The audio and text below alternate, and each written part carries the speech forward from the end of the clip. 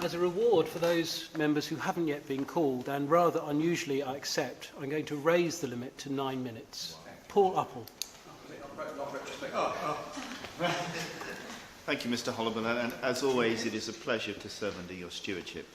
I tend not always to take my allotted time of any debate because I tend to find I make the points quite pertinent. So I am a football fan.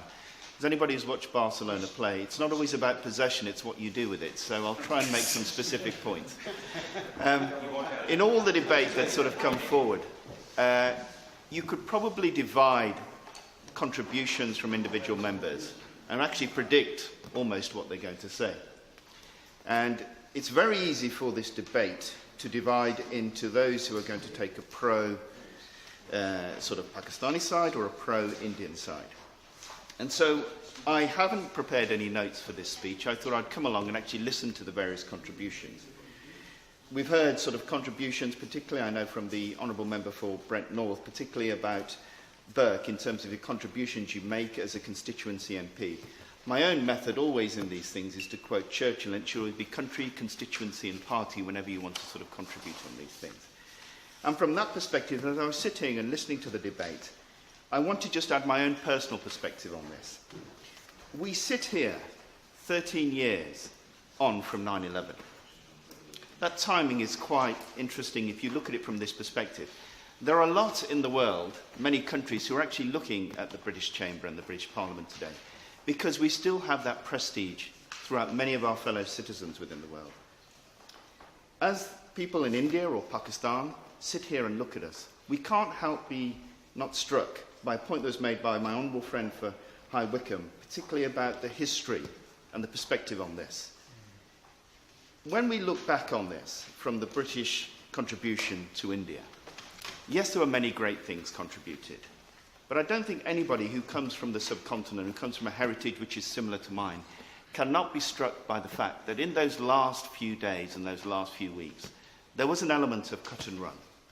And to this day, people are still picking up the pieces on that. If I could just use a personal example of this.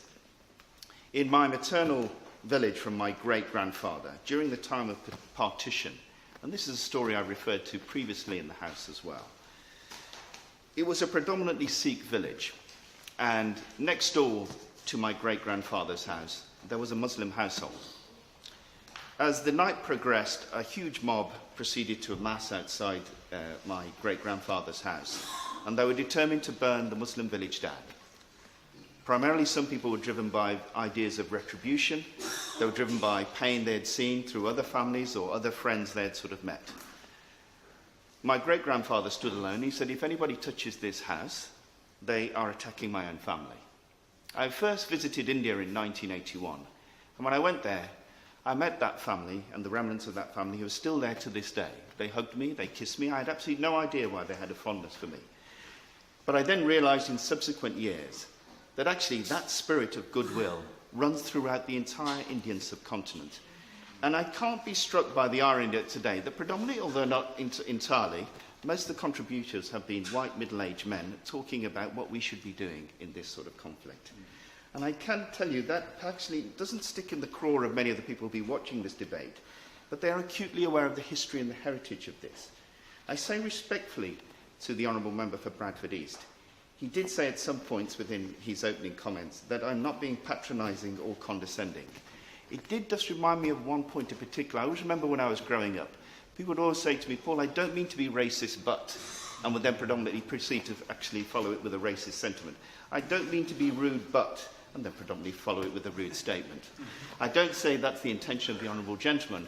All I'm asking for is just some comprehension and understanding of how this is perceived in a wider audience.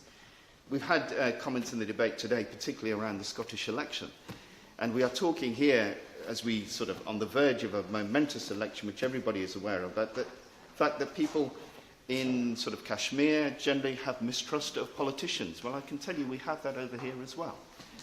Some of those people may be seeking to vote UKIP, some of them north of the border may be seeking to vote SNP, whatever it is. There is a general anti-politics mood that is sweeping across the world at the moment. So I think it is important we put these sort of things in context. Anybody who's been fortunate enough to visit Kashmir will know that it is a beautiful country. It is striking wonderful in terms of its geography and in terms of the people that you meet there. But one thing I have met in terms of my travels, whenever I've been through India, and when I've also been in the Middle East as well, is when you actually talk to people, whatever their background, they actually all cover the same thing.